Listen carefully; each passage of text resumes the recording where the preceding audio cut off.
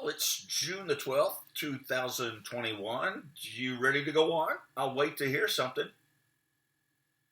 All right, I will. It's chapter 17 on Tarzan of the Apes. The chapter's called Burials, and I don't remember what this one's about. So this is kind of exciting. Burials, Tarzan of the Apes. So it's story time with Uncle Bucky. Let's get on it. As it was now quite light, the party, none of whom had eaten or slept since the previous morning, began to bestir themselves to prepare food. The mutineers of the Arrow had landed a small supply of dried meats, canned soups, and vegetables, crackers, flour, tea, and coffee for the 5 they had marooned, and these were hurriedly drawn upon to satisfy the craving of long famished appetites.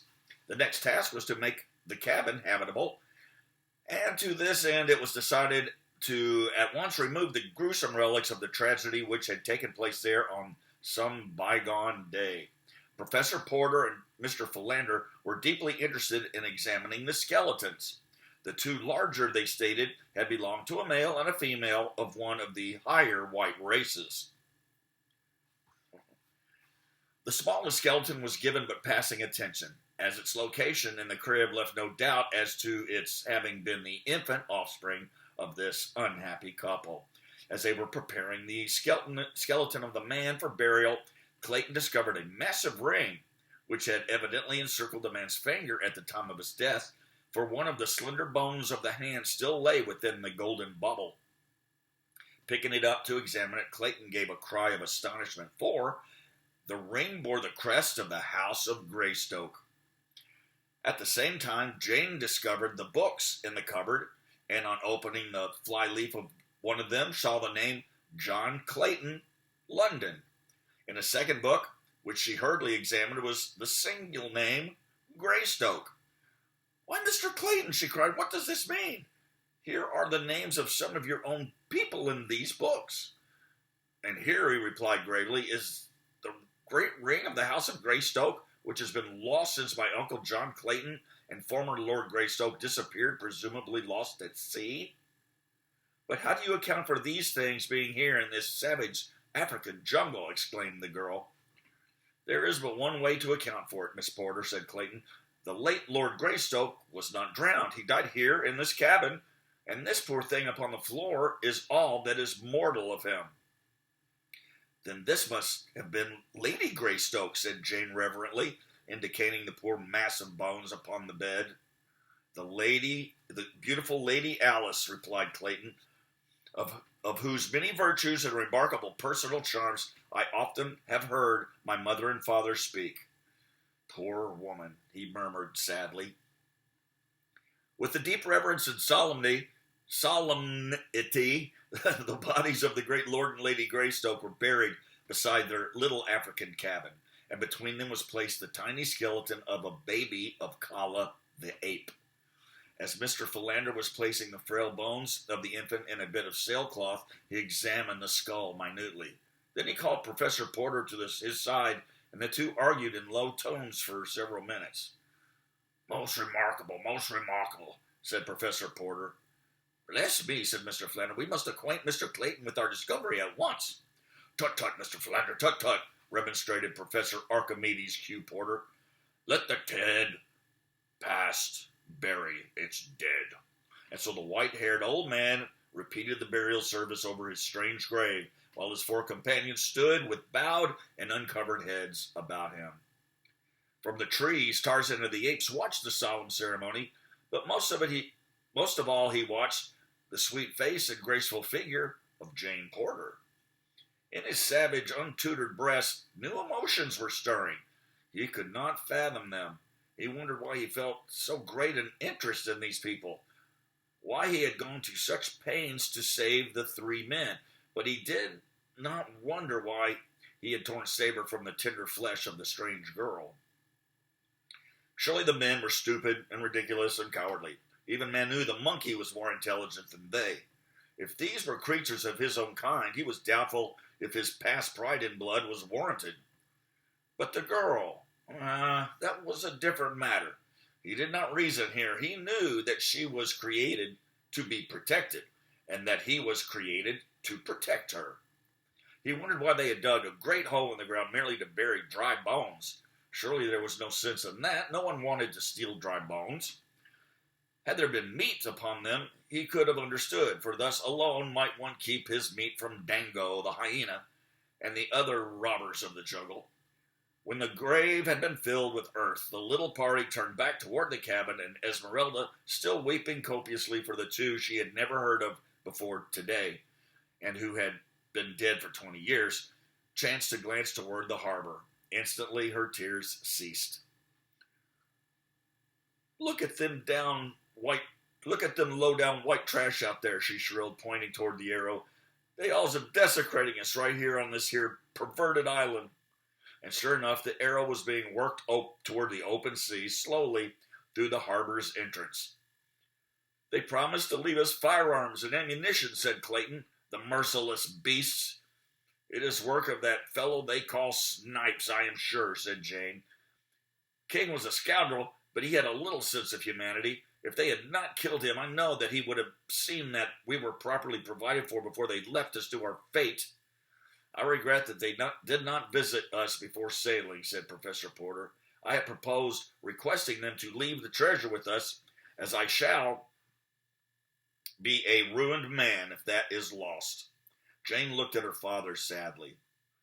Never mind, dear, she said. I wouldn't have done any good, because it is solely for the treasure that they killed their officers and landed us upon this awful shore. Tut, tut, child, tut, tut, replied Professor Porter. You are a good child, but inexperienced in practical matters. And Professor Porter turned and walked slowly away toward the jungle, his hands clasped beneath his long coattails and his eyes bent upon the ground. His daughter watched him with a pathetic smile upon her lips, and then turning to Mr. Philander, she whispered, Please don't let him wander off again as he did yesterday. We depend upon you, to keep a close watch upon him. It becomes more difficult to handle each day, replied Mr. Philander with a sigh and a shake of his head. I presume he is now off to report to the directors of the zoo that one of their lions was at large last night. Oh, Miss Jane, you don't know what I have to contend with. Yes, I do, Mr. Philander, but while we all love him, you alone are best fitted to manage him, for regardless of what he may say to you, he respects your great learning and therefore has immense confidence in your judgment.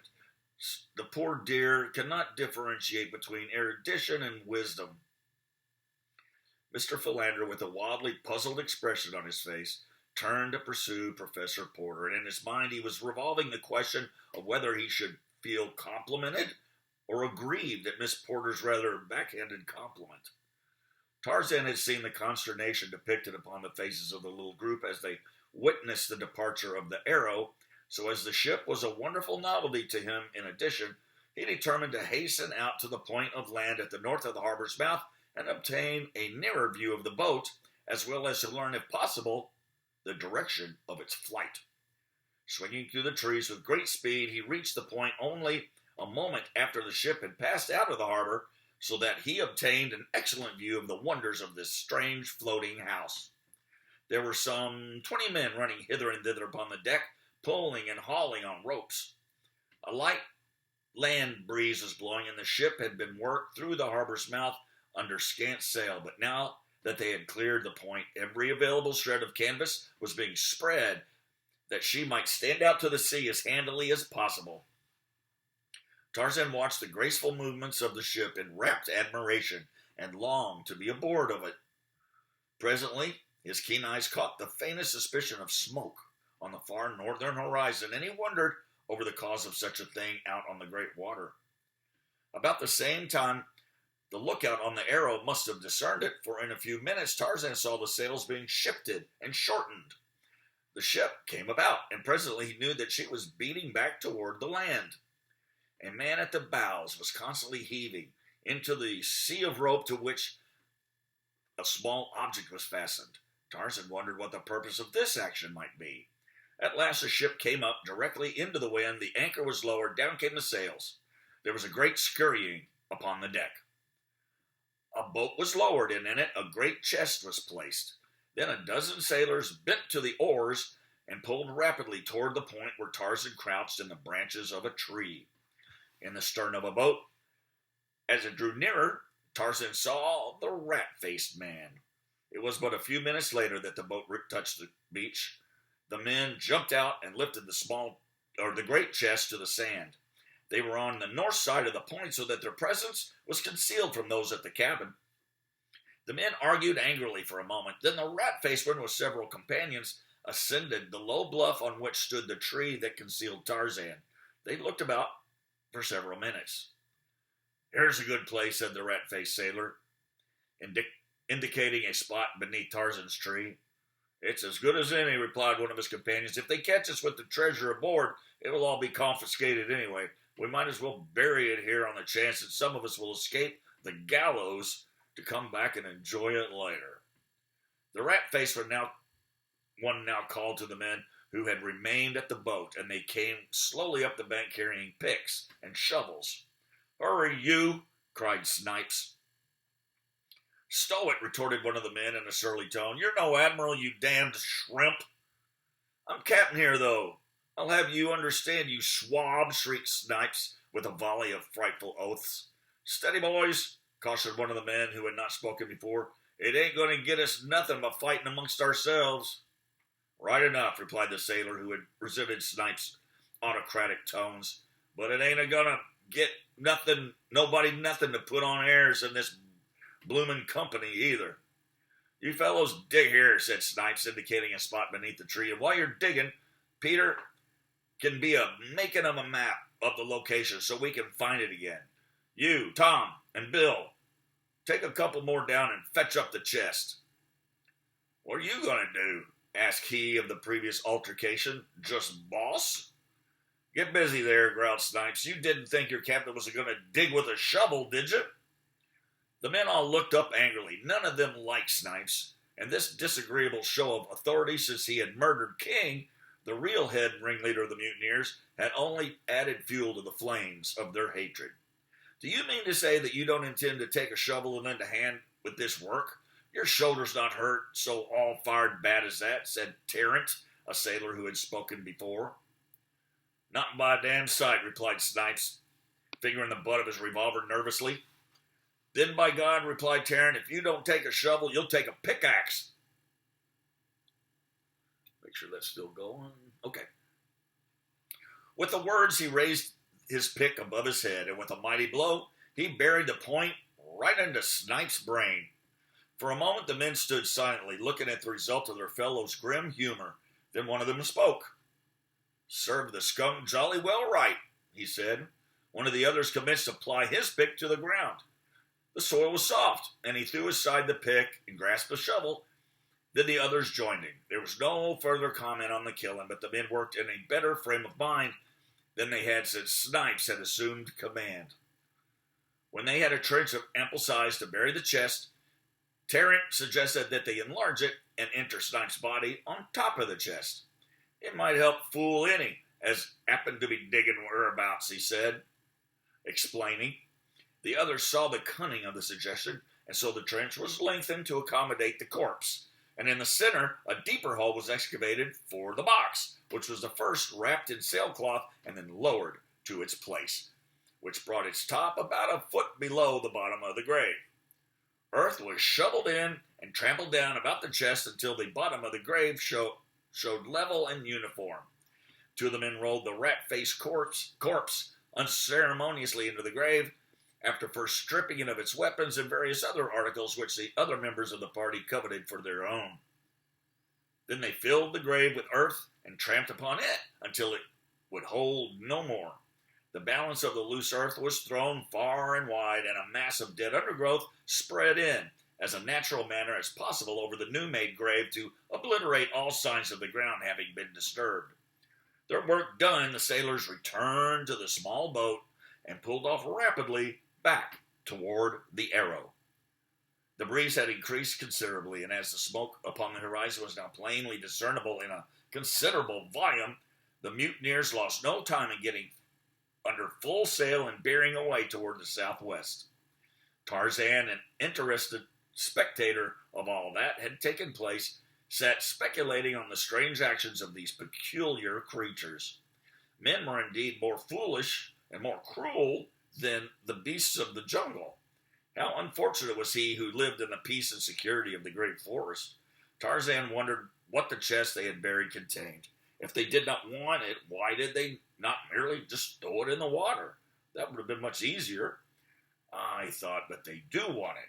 They have hidden it there because they intend returning for it later.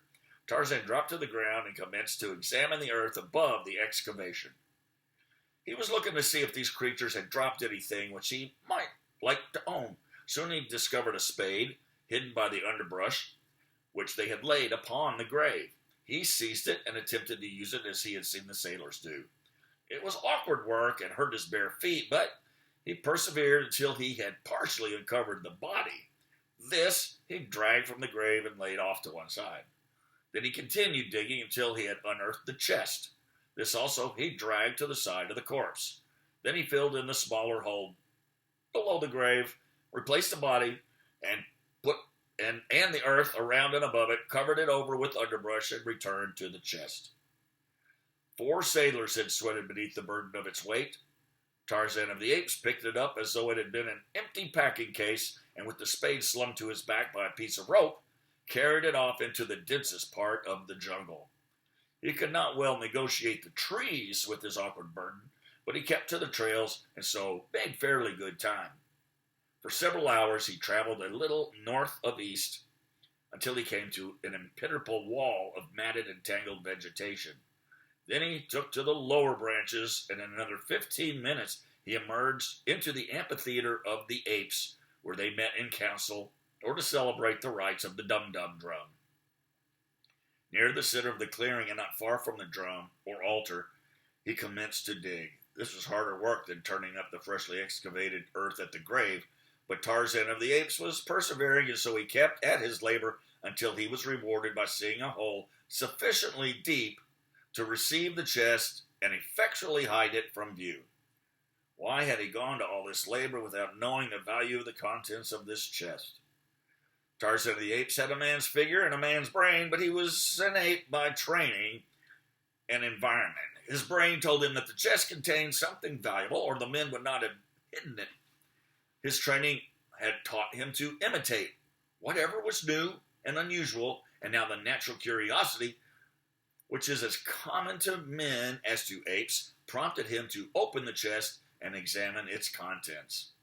But the heavy lock and massive iron bands baffled both his cunning and his immense strength, so that he was compelled to bury the chest without having his curiosity satisfied. By the time Tarzan had hunted his way back to the vicinity of the cabin, feeding as he went, it was quite dark. Within the little building, a light was burning, for Clayton had found an unopened tin of foil, which had stood intact for 20 years, a part of the supplies left with the Claytons by Black Michael. The lamps also were still usable, and thus the interior of the cabin appeared as bright as day to the astonished Tarzan. He had often wondered at the exact purpose of the lamps.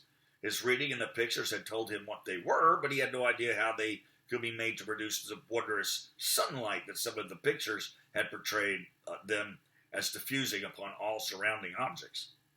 As he approached the window nearest the door, he saw that the cabin had been divided into 2 rooms by a rough partition of boughs and sailcloth. In the front room were the 3 men, the 2 older deep in argument as usual, while the younger, tilted back against the wall of an impoverished stool, was deeply engrossed in reading one of Tarzan's books. Tarzan was not particularly interested in the man, however, so he sought the other window. There was the girl. How beautiful her features, how delicate her snowy skin. She was writing at Tarzan's own table beneath the window. Upon a pile of grasses at the far end of the room lay the negress asleep. For an hour Tarzan feasted his eyes upon her while she wrote. How he longed to speak to her, but he dared not attempt it, for he was convinced that, like the young man, she would not understand him, and he feared, too, that he might frighten her away. At length she arose, having her manuscript upon the table. She went to the bed upon which had been spread several layers of soft grasses. These she rearranged.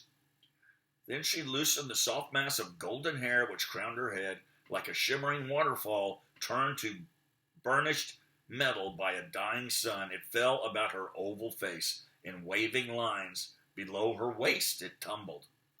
Tarzan was spellbound. Then he extinguished the lamp. Then she extinguished the lamp, and all within the cabin was wrapped in Cimmerian darkness. Still, Tarzan watched. Creeping close beneath the window, he waited, listening, for half an hour. At last, he was rewarded by the sounds of irregular breathing within which denotes sleep. Cautiously, he intruded his hand between the meshes of the lattice until his whole arm was within the cabin. Carefully, he felt upon the desk. At last, he grasped the manuscript upon which Jane Porter had been writing, and as cautiously withdrew his arm and hand holding the precious treasure. Tarzan folded the sheets into a small parcel, which he tucked into the quiver with his arrows. Then he melted away into the jungle as softly and as noiselessly as a shadow. The end. Chapter 18, which I'll do tomorrow night, is called The Jungle Toll. I'd like to thank everybody who has sent me little story writer tips. It's very nice of you. I just go out and buy myself a drink or something, which would be very nice. It's not necessary whatsoever, but appreciated. There's a Venmo and a PayPal attached right here if you would like to, but it is not necessary. All right, see you tomorrow.